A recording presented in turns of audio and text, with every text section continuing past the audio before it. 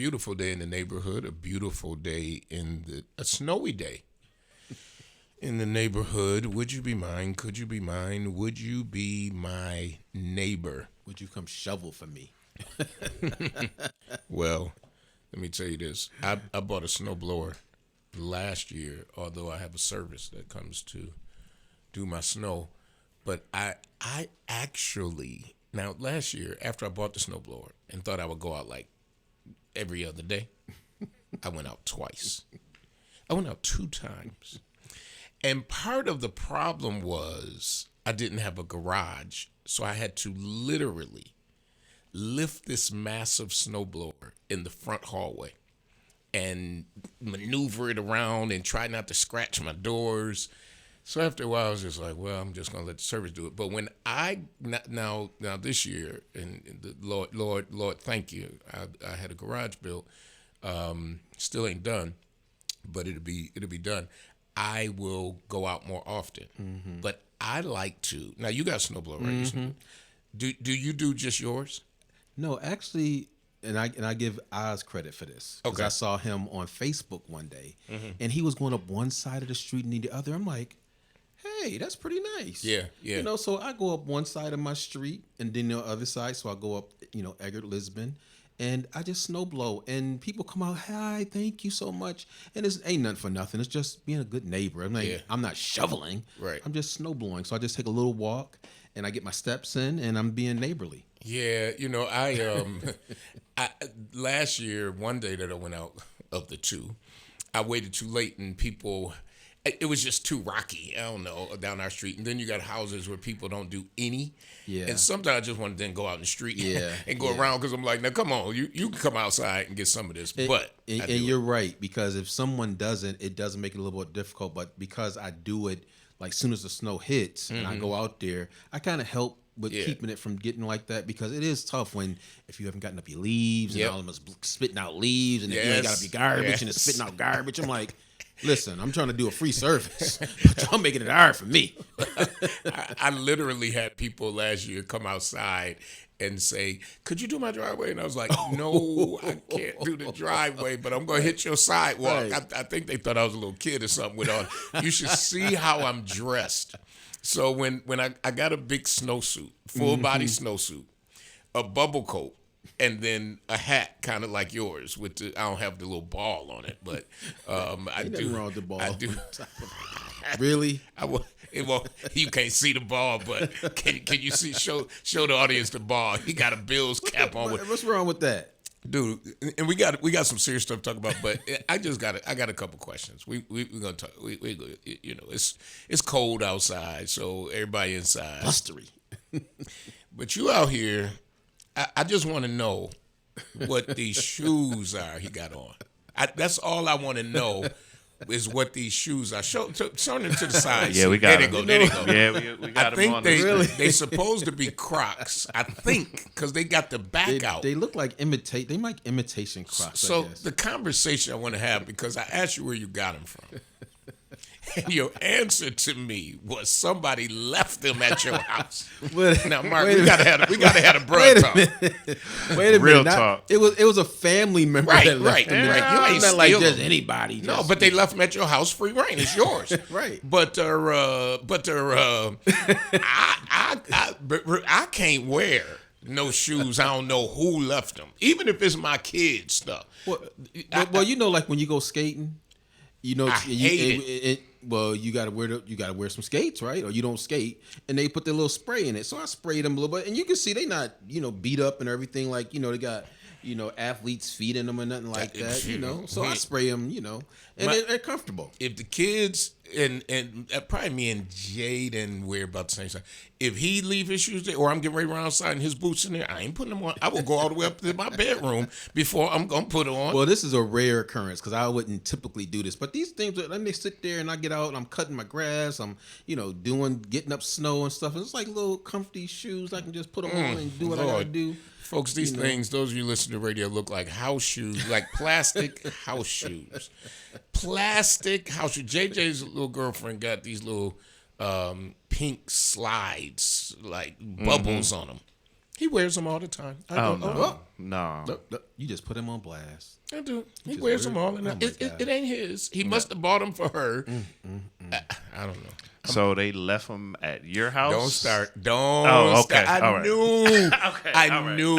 All right. I knew. I think because she does come over. Yeah. I think that he bought her so she would have her own slides. Oh, okay. Right. Yes. Yeah. Okay.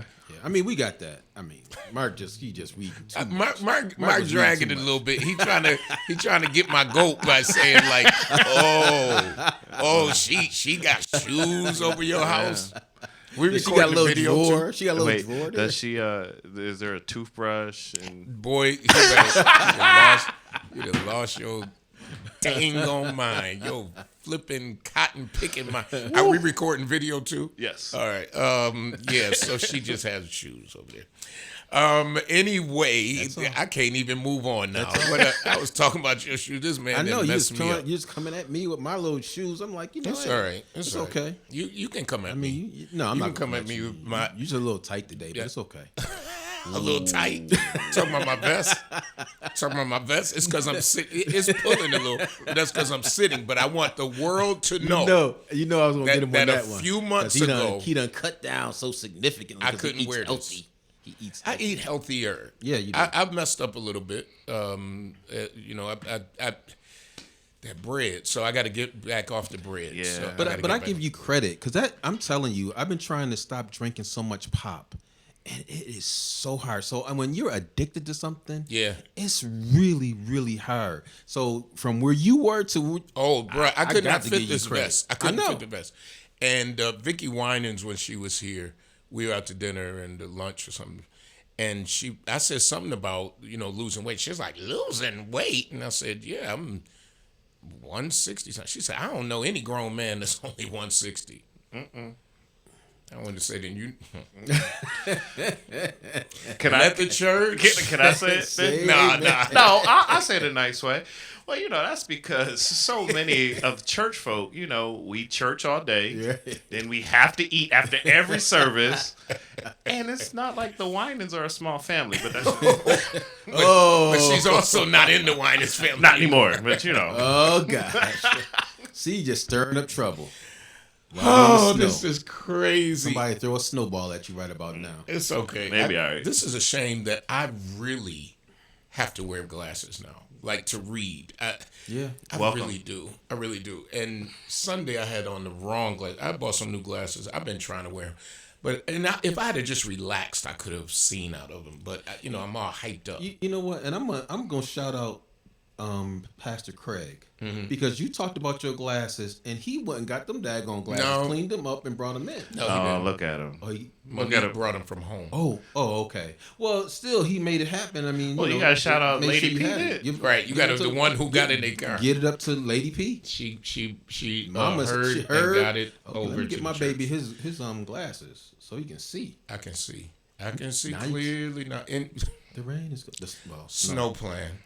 Oh, before we do that, let's talk about some people who passed on, because there are so many just great people who have passed on.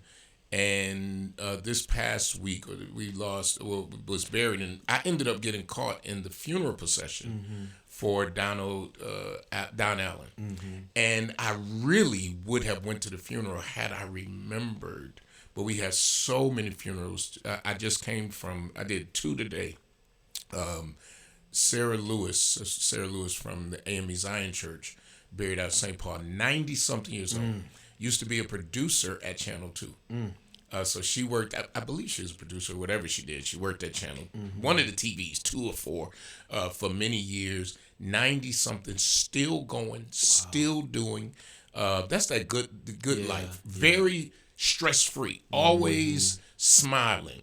I have never seen Sarah Lewis angry, and I'm sure she did, but publicly and the way she carried herself, I think lent to why she lived 94.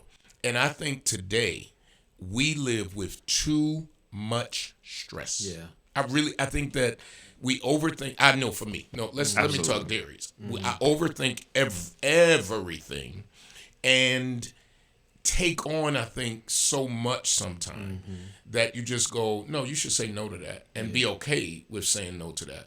But and Sarah Lewis was busy. I mean, I believe she was a national officer at one time or something. She did national things with the African Methodist Episcopal Zion Church, and definitely district stuff was involved. And so she was busy, but she was calm.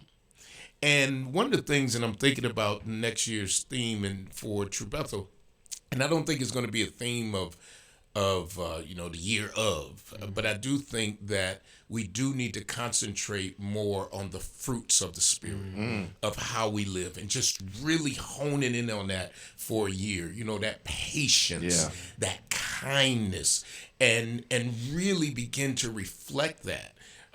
Because I feel guilty sometimes in resting. Yeah. I feel, Wow. my heart breaks because so many, I couldn't make it back to Buffalo for an event which I was honored, and I just want to say I'm so grateful. I never want to be honored, but several people are honored. But my dad, who I've said publicly, had a stroke, and I was in a location in the South, and he decided he wanted to come. I just could not be with my father. Yeah. And it was the first time in my life that I've ever been on vacation with my father or had a few days. Never in my life. Wow. It's always been, if it was my mother or my father, my mother was there. Right. So at 58 years old, for the first time in my life, to watch Monday Night Football with my father. He didn't know I'd taken a picture and put it up online. So when we got back, people were saying to him like, "Oh, I saw you watching the game." He's like, "Watching the game?" But I felt very, very guilty that I could not make that event, but I knew I had to spend that time. It's really something, because when you talk about this season, being thankful, and these are things that we are thankful for, those moments that you cherish. We don't know how many more that we have. I mean, I know Pastor Whitted, Reverend Whitted, Yes, will always talk about being useful. Yeah. I always You remember always talk about him saying that. being useful. Yeah. And so, when you see people, and like you talked about Miss Sarah, 94 years old, just being useful. Yeah. It's like, yeah. no, I don't want to slow down because I'm being useful. I may not have a job, but it's something that I'm being useful. And I believe God honors us, that give us a longer life because we're being useful, because we're doing his will and helping others. Well, Calvin Butts died. I watched his funeral. Absolutely. Oh my God. Did you see any part of? I went back and looked at the funeral.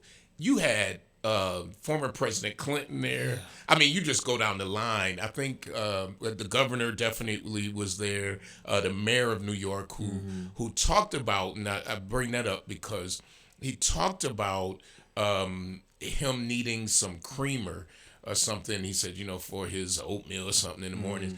And he said he went and it was expired. And he said the one thing, so he said, I left, it was this creamer still left in there, but it was expired.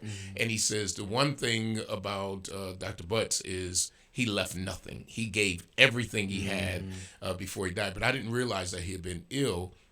And but a beautiful ceremony. I ain't watched the whole thing because they started it by saying, we are not going, everybody be brief. They said be strong and don't be long, right? But they had so many people speak. But he said, because we're not going to have a Detroit experience. You know what the Detroit experience was? What's the Detroit experience? Just a long... No, I think it was Aretha. Showing? Oh, yeah. Aretha. Yeah. Right. The long, Yeah, right? it was long. So 2 days. Theirs was 4 hours. No, it was 4 hours. Wow. Because they had so many speakers. But, I mean, But how do you... for a giant like that. Yeah. But, man, this one... I kind of fast-forwarded through. What I was really impressed with was the different choirs that they had there. So they had a gospel choir that sang really good. But then a choir comes up like Old Day St. Luke with the music sheets and the, kind of high church. And then they had this guy play on the grand piano. It wasn't a baby grand. It was a grand piano. He played sheet music. Oh my! It was just outstanding. So when you look at these giants, and locally, Don Allen. Yeah. And I told this story when Don Allen, when I first ran for Ellicott, Don Allen ran. Started to run. And his son, Don Allen Jr., was, of course, helping his dad. So we were at something at St. John in the gym, and Don Allen Jr. comes over to me and says, "Listen, if my dad doesn't win, I'm you know, you my man. I'm coming over to help you." And I'm like, "Cool, you know, whatever." So I prevailed, and not only did Junior help me, but Senior helped me, you know, and I just will always remember that. And I didn't realize his wife at that time, his wife who passed a year ago, was a member of True Bethel. So we never went at each other, you know, that dirty, nasty type of politics that you go after the other person, you know, and I've had that happen to me so much. And I think that's unfortunate. But Don Allen served this city with everything he had. And so, and then in the last years, he was sheriff with the sheriff's department. So I'm coming out of my house, coming down Northampton and Jefferson, and you just see all these sheriff's cars blocking off the street. And I was like, I wonder, who is this? You know, and it was just this long procession going probably to Forest Lawn.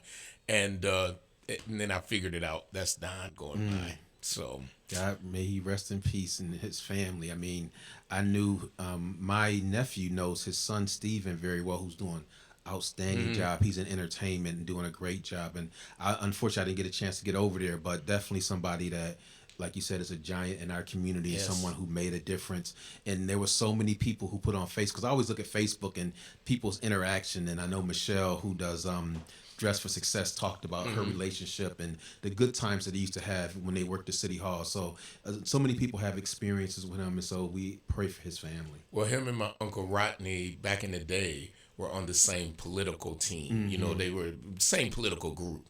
And so you look at these giants, man, and them going on, and it's such a great loss for our community. And but they earned their reward, and he was a part of the United House of Prayer for all people, and he loved the United House of Prayer. I think he was an officer, if I'm not mistaken, a trustee or deacon at House of Prayer.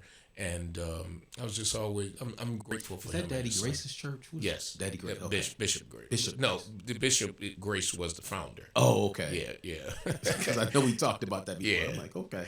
And then Ray Harper. Reverend Ray Harper. Who a trailblazer on the radio. Trailblazer on the radio. I mean, he talked about everybody. I was like, does Reverend Harper really know all these people? Because he would be running all these names. I'm like, is there anybody you don't know? But he would have, so Ray Harper had a live show, but he also had a car dealership that I should have bought, a garage, because he offered, but you know, when things were low, and I'm like, what am I going to do with that? Mistake. So he had a repair shop up on Jefferson. And he would talk about, come to Hoppers. Yes, Hoppers, we got the special for you on your inspection stickers. Come to Hoppers. And then he would have guests on. Come on over here. So I don't know whether he broadcasted from Harper's or because he'd be talking to different people. Yeah. Come on over here. Now we're going to talk about this. And he'd talk about stuff in the community. And it was a very popular show. Yeah. I did not even know that Mr. Harper was still alive because he had been ill for so long and he'd been off the scene. But I see his son often. Yeah. But I did not realize he was still alive. But he's gone, and I keep talking about these trailblazers. Yeah. These, like Mr. Lee. I mean, I heard that he passed, and I'm like, Mr. Lee from Lee's Barbecue? Yeah, and he's passed. And, he's another icon, one of those first businessmen in our community that, people would try to emulate because he was successful. He was successful, and everybody knew Lee's Ribs. I remember Maggie Turner, Reverend Maggie Turner. Yeah. That was one of her favorite spots to go to Lee. If you ask her, you want something, stop and get me some get me some Lees. Get me some Lees. It'd be nice and soppy.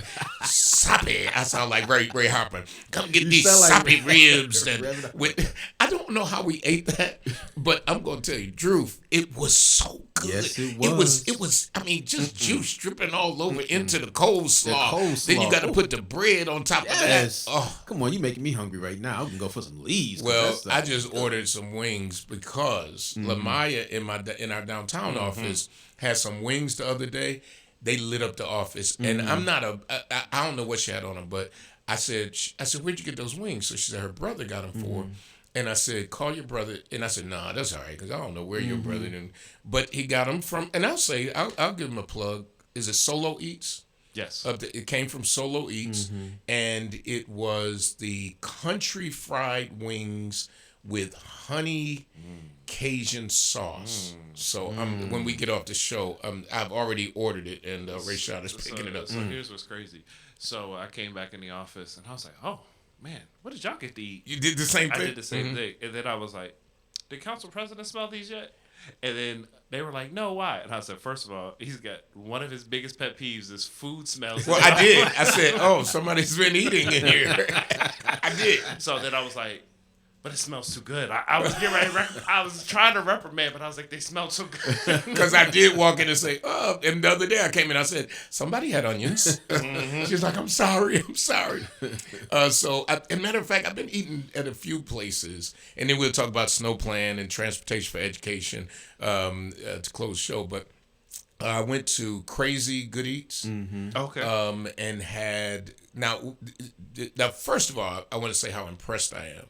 The first young lady we hired here at Subway is one of the chefs there. Really? And she went to college for it. Wow. She went. She when she worked here and she came here. She was like, I think I want to cook for my life. So she came out of the back, and the owner came out of the back. And basically told me where they got the name Crazy Good Eats, because I think she said her mother was like, when she was baking and all that stuff, and she was like, that girl is crazy. Told her aunt, that girl crazy. And she grabbed that, and so, but the owner is now helping that young lady because she wants to open a restaurant. So she's like, I keep her right next to me. I show her how to do the paperwork. Right. She said, because I want her to be able to open up her own. Now, here's where I made my mistake. I got the gumbo. And I did not read that it said spicy gumbo. Ooh, his nose was running. You know, no, not just my nose, my head. I sweat from the, sweat was coming down. But so now I know how to adjust it because I just don't do spicy. But it was so good because they had like the shrimp in it, but they had the whole so you had to. When I tell you, and as I'm driving out, Crystal, People's Stokes, let's pull it in, and she was like, "Cause I got to get my soup." So big ups to Crazy Good Eats. And all of these people who are really doing their thing out here in this restaurant industry, that's a hard job. Because I got to shout out one, because I it's not my district, it's in Lovejoy. Yeah. Parkview. I went there. Yeah, you did say and I put them on the some platform. Greens and some potato salad and the cornbread. I want you to look back. I want him to look back. Let me shout out Parkview. I want you to look back at the tape. Some greens. I ain't never heard some cornbread. Dude, I'm telling you, it was good. A soprano. Yeah. Some potato salad. I got to shout out Park. He started like this. I got to shout out Parkview. Right. Because I got me some greens, some olives, add some loads pickles. Oh my God! Now you know they were on the show. They were on a cooking show. I saw that. What was it? Restaurant Impossible. What were you about to say? You about to shout out somebody? No, I was going to talk about Crazy Good Eats and shout out the community that rallied behind her after sir. The windows were vandalized. So shout out to the community and her for shout out to her. Yeah, because they asked her, "Do you want us to arrest him?" Yeah, and she wanted him to get like mental help. Yeah, I said, that's something you would do. That's what you do. Like, I want him to get some help. Like, well, I would, but I mean, I'm proud of it. Well, not always, because there's some people that need some time to sit to down meditate on the cooling bench. I was gonna say not the cooling board. No, not the cooling board. Not the cooling board, but the cooling bench. Allegedly, speaking of cooling boards, the perpetrator of the chop shooting is going to plead guilty. Is in the paper. Wow. It was in the paper Thursday that he is, and Garnell Whitfield. Well, they said some family members had been briefed that he's going to plead guilty. And somebody asked, I think Garnell, something about death penalty, and he said he's more concerned about this racist system that we live in. But I've said this publicly. I and the families, it's more important what the families feel. Right. So I'm just saying personally, I feel no death penalty. He should have to sit there every single day and recognize what he did. Yeah. Every day. I agree. Every day behind bars. He ought to have to wake up until he's old and gray behind bars. But even with that being said, to me, I always yield to the desires of the families who have lost loved ones. Yeah. So that's And they should spend the rest of his life giving him the Challenger, the Criterion, the Final Star, all the Paste it. just put it all over. So he Paste it just so he has to see has it. to see it the rest of his life. Has to see it. The rest, black folks, the rest of his life. But big ups to people in Broome County who came to church a couple weeks Yes. ago. They came from the county he comes from, and did their county executive come? Yes, their county executive came, and I forgot his name, but he came, had words, and our county exec accompanied him, Mark Polencars, and he came over to me. He was just like, "I want to thank y'all because this was huge for him." Like you could see the relief Wow. on the Broome County executive, like Really? as he was talking, and he was just like, "This was huge," and he must have thanked me like 20 times before he left. So yeah, it was huge for them. Yeah, I'm really glad. That's beautiful. I mean, because we need more of that. Yeah. You know, because sometimes we do indict a whole group of people, but for them to come and be at church and worship with us, I mean, that speaks volumes. Yeah, and I has committed, and now the winners here, that I wanted to take our congregation to another congregation in Broome County, and just have worship. Yeah. Because I think that, and I've said it over and over and over, that his desire was to divide, to kill us. Number one. But of course that means then dividing us. But that opposite thing kind of occurred. Right. And I want to thank the president of Niagara University, who gave me an award, one of the President's Award the other day, which I was surprised that you were on a video. And part of the reason that I received that reward was my response after the top shooting, is what I was told, and really trying to keep people together and not let this jerk white supremacist separate us. And so, supposed to plead guilty. So Well, you do it over and over and over again about bringing people together, and that's one of the hallmark things that I don't think anybody would ever say. You're a divider. You're always, even in the midst of challenges. Yeah. Well, we know people just say things because they don't know, and they don't care to know because they always have an assumption that he doing this and he getting this from everybody. I don't know what I'm getting. Stop it. Sam Radford blessed me the other day. They used this building for an emergency meeting. That's a good segue for about education, about the amount of children that are being left on bus stops, picked up late, brought home late, the lack of bus drivers, bus aides, and how serious this was. And he called and he said, "Can we use True Bethel?" And I was like, "Absolutely, the doors are always open." He was like, "Brother, I know that. That meant so. Let me just say that meant so much. Now we're gonna talk about that. We're gonna talk about the facts of that. But then the other day, a couple of days ago, I was riding past the church, and there's this long line of people with dogs, and I'm like, "What the heck is going on?" And they're in the parking lot, and they were putting. It was a partnership, True Bethel, SPCA, I think, and other groups, and they were putting the trackers in dogs for free. They were doing the rape, whatever shots. I don't know, shots that dogs get. And I was like, yes. And I took pictures and to see that. And then the clothing pantry was there and people were coming in and out of the clothing pantry. I learned today that this church, in partnership with others, has given away hundreds, like you did, of turkeys. Matter of fact, Wendy is out right now taking out another 100 turkeys. And they were not for members of True Bethel. Now, you could be a member of True Bethel, but it was for the community. And so we've done hundreds of turkeys again this year. And then, of course, having the pantry. I'm just grateful to have a church that breathes, and that's functioning and that's doing. But that was amazing to me to see all the 100 and some. They did 150 pets in this parking lot. Wow. And then we just got a call from The is it the Arab Business Association? They'll be here Monday Giving Away Turkey. giving away turkeys in the parking lot. Arabs. Arabs. This is what I mean. So you have, when we talk about not dividing, you have Arabs, Christian church, but the Arabs utilizing the Christian church parking lot and feeling comfortable enough to come under the banner of the cross to help others in the community. So we may differ on how we approach God, but I'm not going to argue with my brother on their approach or my sister. You know, I think about one of our services that some people were scandalizing. Remember when Donald Muhammad came and spoke? Yes. And he was so eloquent. And it really brought down a barrier, like it's us against them. We're all worshiping. We have someone that we believe. You may believe in Muhammad, but we believe in Jesus.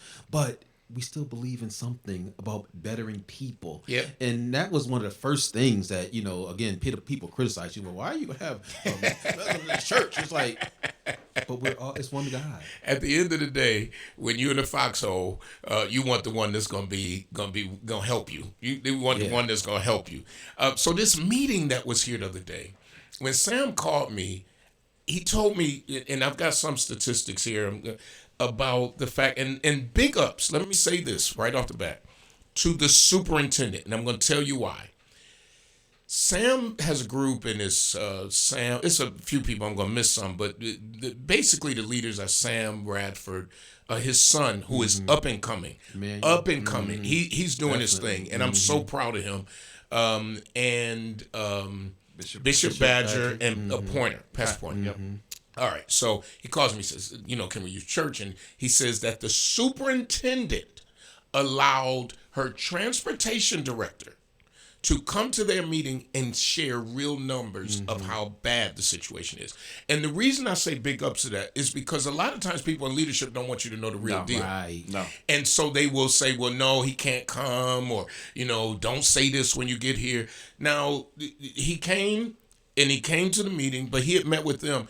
And if I'm not mistaken, on any given day, there can be 1,000 students either not being picked up, buses missed, or no bus to take them home.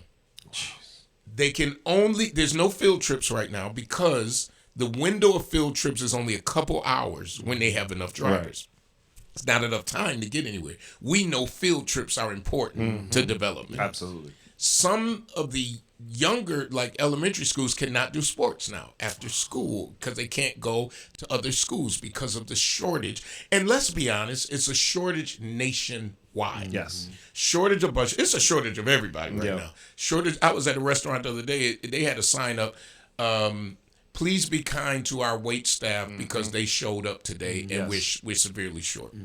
So we know that this is not, the superintendent is not doing their job. But at the end of the day, we got to figure out something because our children are suffering the most of any children in this region. Absolutely. Because if you were out in those suburban schools, there continues to be, there was instruction still. And now with snow and school being canceled today, it's like, okay, now they're at home again, and we've had snow days. I mean, come on. We grew up with snow days, and I was happy, and I would have been fired up if I had to work off that computer. But they brought it to light, and the man was clearly flustered, and I did have a few words to say, like, y'all got to figure this out, whatever. So they wanted to go to a 3-bell system, 3 different dismissal times. At that time, the BTF, 84% said no, that they didn't support that. 3% abstained and 12% signed. Now, what I saw on Wednesday night on the board meeting, I was watching a little bit of it, Phil Rumor was there and said they are getting close to because it's part of the contract. They want to deal with it in the contract. So I was encouraged, and the superintendent said that they are moving toward a contract. I got it a little late of what he was saying, but that's what I believe. But to even see them, so this is not, what I'm saying is not a blame to BTF, because if I'm a teacher, I mean, I get a right to, you asking me, and it's part of my contract. We're a union town. But at the end of the day, we got to do something. And they need to start preparing for future snow days now by saying to every child, you got to have a tablet at home, testing that tablet out, making sure that if we're about to have a bad winter, our kids can't afford to be at home. No. They can't. And I mean, at the end of the day, again, like you said, it's our children being affected by all these changes. And I know, that, as far as children and parents being involved in the school, those numbers haven't increased, and they really should, because we have to advocate for our children when things are happening. Who's going to speak up for them when they're having difficulties? My grandchildren go to school, and we're there like my mom did with me. Every day the school door is open, you there. Oh, you there. And I know that they still have somewhat of an attendance problem. And so what school does your 82. 82, I'm looking in on the Highgate list. Heights.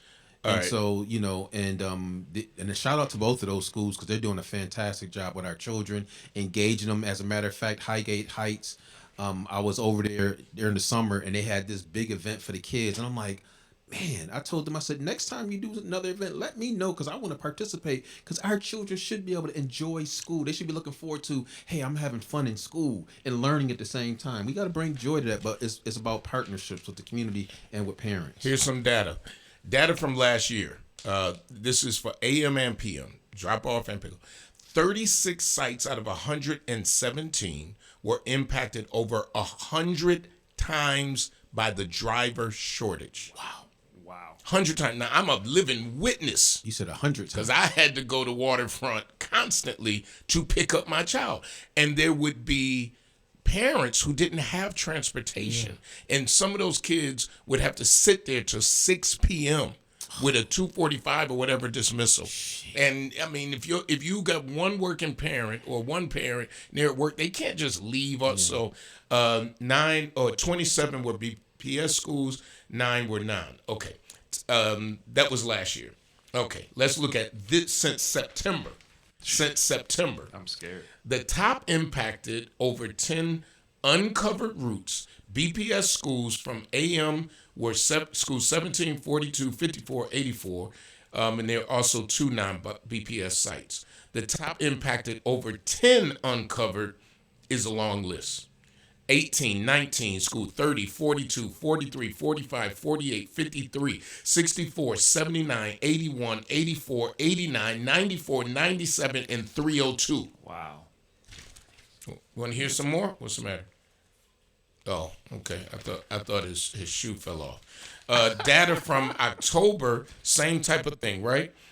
So they're talking about this transportation reimbursement where parents could take their children, get reimbursed. So preliminarily, they found out that 2,388 participant enrollments, 352 respondents were for Tapestry Wow. alone.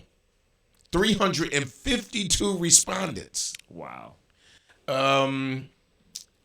17, let's just say 1,800 possible seat reductions if they do this transportation reimbursement for 86 school sites. And I know that Sharon Belton Cotman was a great proponent of this, and it says a total of 4 buses could be eliminated with this proposal. So they have several proposals. I'm not going to bore you with all the details, but we've got to do something. So the 3-bell system, right now they have a 2-bell system. It says current 8 and 9, 8 and 9, 8 and 9. 3-bell system would be like 7:30, 8:30, 9:30.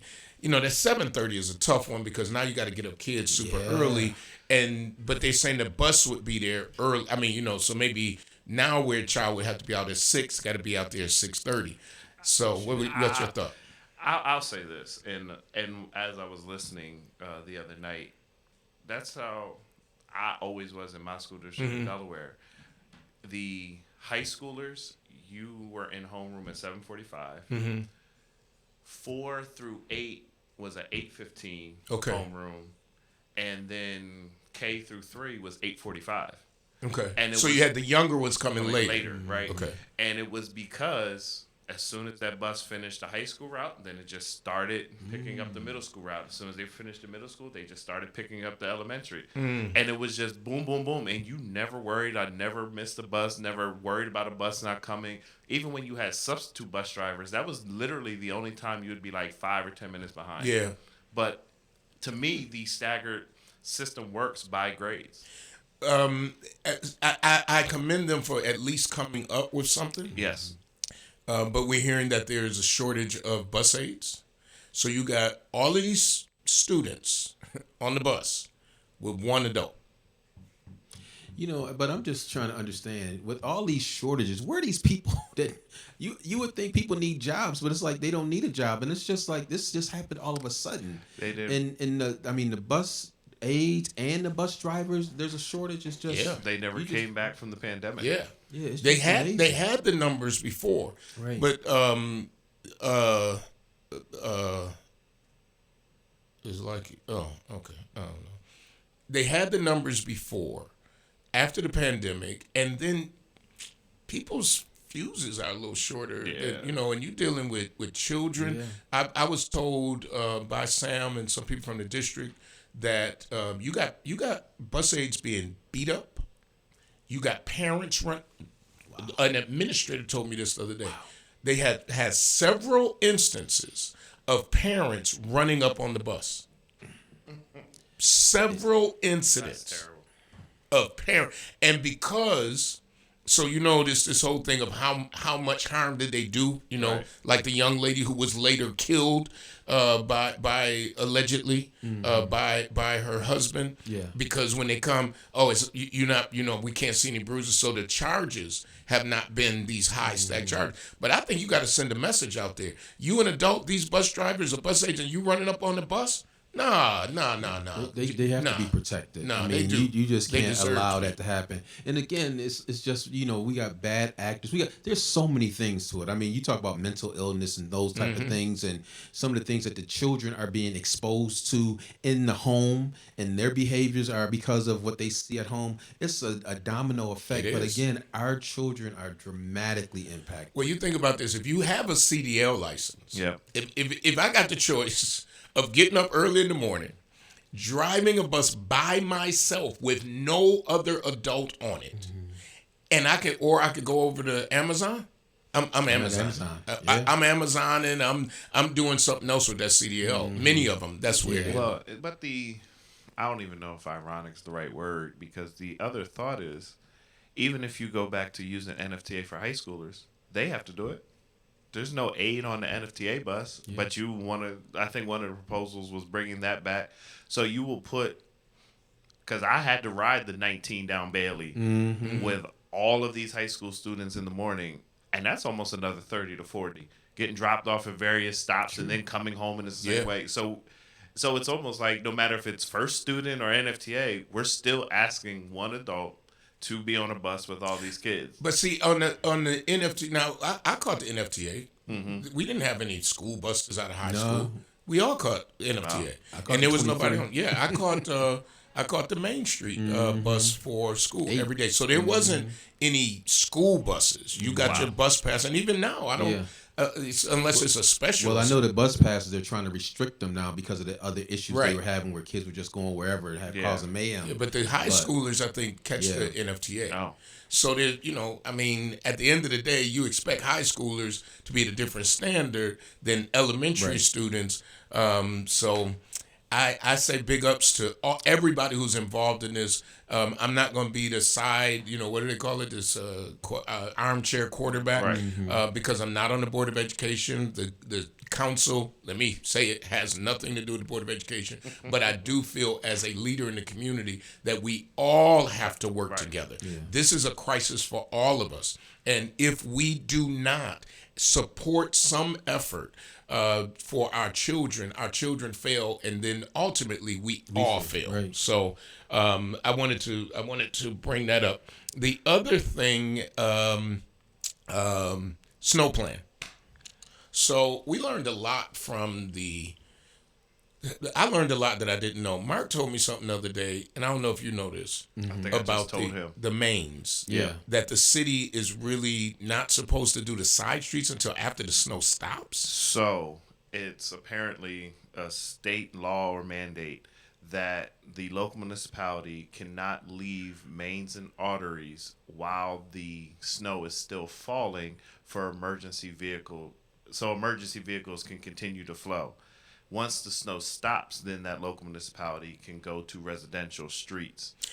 Yeah, and I don't think we do that. So Totally. So that's why they say it is important for the governor to issue the state of emergency declaration, so that way state vehicles can basically help out on the mains and arteries, so that way the local municipality can get to residential. I don't think we observe that religiously, because I've seen plows while it's still Oh snowing. yeah, yeah, Yeah. definitely. Yeah, on residential streets. But I think it's because once the governor issues, I think that's what. Yeah, I'm talking about without an emergency order, because we Oh. don't always get an emergency order. right. But I have seen, but it may be state law. I'm not saying it's not, but I have seen. I've looked outside the window and you see the plow coming Right. down.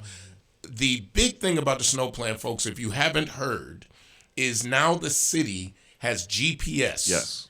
On every single vehicle, and you can get online.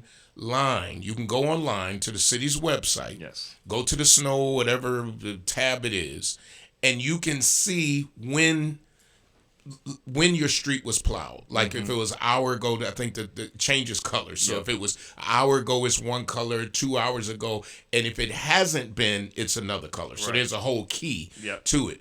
I don't think you can see where the truck currently is, which is what I thought you'd be able to see. So you can kind of see the little truck moving around.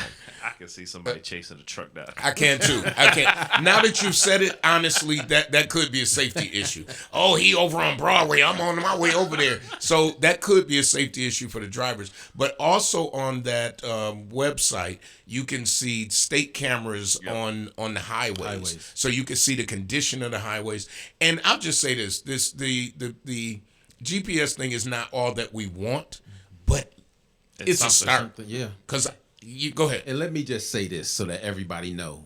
The Common Council push for GPS, and don't get it twisted. And I ain't trying to say don't give nobody else credit, but I'm letting you know from last year when you all called and screamed and hollered like you should, we had to do something, and we did something. So working with the administration, Exactly. we got this done. That's right. And we've been a little bit frustrated over things, but we're going to give it an opportunity because the commissioner came, Yes. talked to us, very transparent. And he's a where new they were. commissioner. He's a so new guy. Can we have a little bit of altar call? For the Yes, new please. Yeah. because He 2 weeks in with a he major 2 snowstorm. weeks in.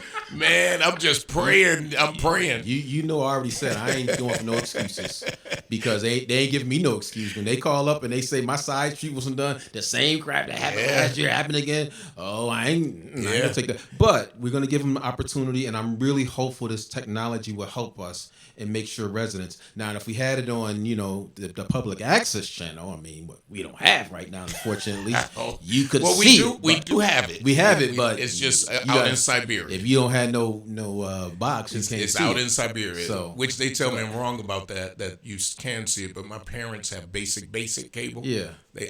We can't see it. They can't see it. Yeah. So So we're waiting to hear what people feel about this, because again, and I get one of the things that we talk about from the council is the communication. yeah. Communicate with us. Let us know what's going on. So that we can One of the communicate things with we residents. talk about the snow plan is that, and I said it to the commissioner, and I don't think it's going to happen overnight. When we have a big snowstorm, I think we need somebody live answering the phones so that person can then relay a message. Hey, we got this many cars that haven't moved on this street. 311 is great, but it's not instantaneous, and especially during the night, there's nobody there. And to me, a big snowstorm is just like if you have a hurricane. Yeah. You can't have a hurricane and not have somebody alive to answer the phone. So that's what I'm really, I'm begging for is, and they don't even have, before they'll be like, well, we'd have to open up City Hall. Well, City Hall is open anyway, 24 hours a day that you can get in.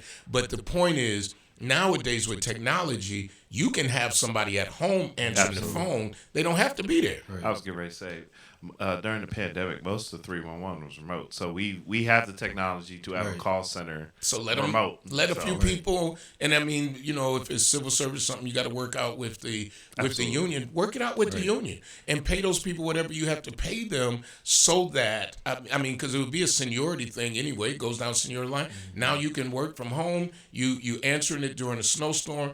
But to me, we have, and Buffalo has done fairly well on snow. We did have a horrible year last year, and some of the perfect storms that could happen, they really did happen. But to me, that a snowstorm in our city is a major thing. Yeah.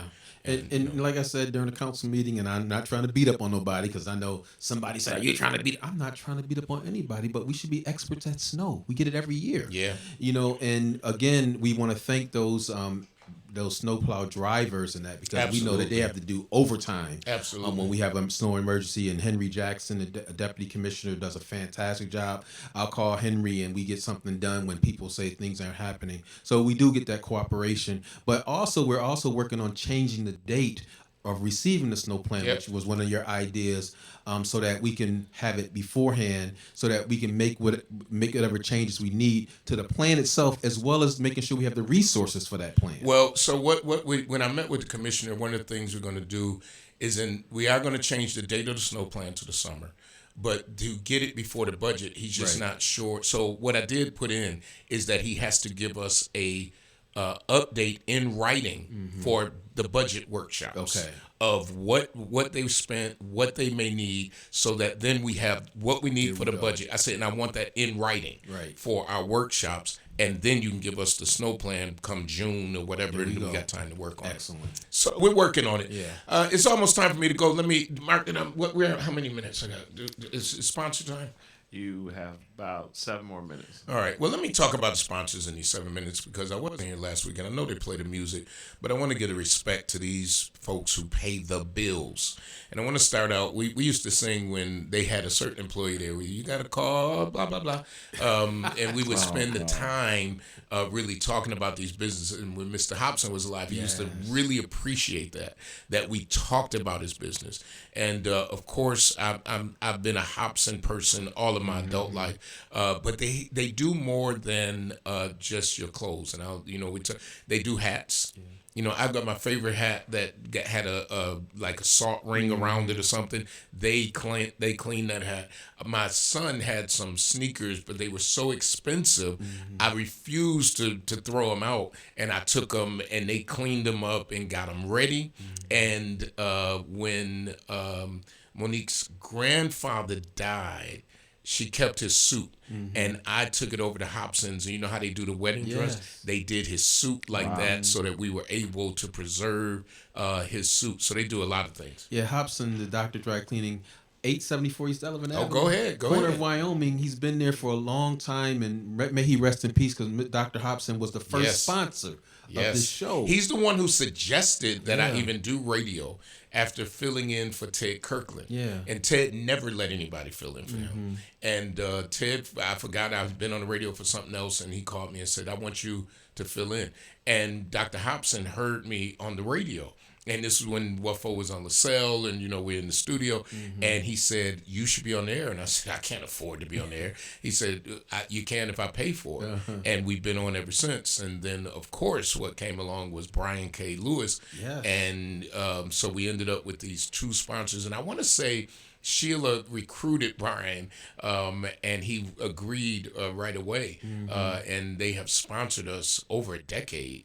And these are businesses that, again, give back to the community by sponsoring the show, because the information that you give and have been giving, because I remember when we started with Speak On at first, has really been something that gives people information, and that's something that we didn't really have. We had all these shows that were on late.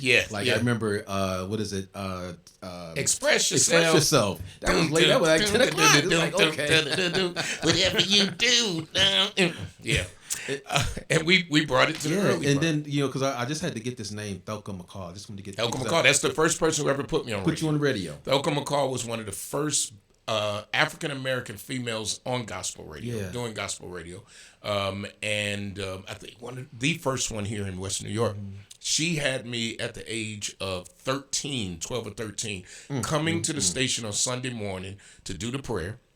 She would pick me up, and then you had the LPs, and she always had her box of LPs, and so she would tell me what LP to pull out and put it on the turntable and do all of that. Her, and then I met Brother Ted, and others. So I've been on radio since I was 12 years old. Wow. And here's the crazy part: on this station. Waffle. On this station since I was 12 years old, and the owner of the station now was a sales rep. As we went to high school together, and then when she's always stayed in radio and all that kind of stuff. So we lived our lives of what it was. So thank you to Hobson's and to Brian. I'm just gonna say this, and I know you don't like when Brian did a body the other day. Gosh.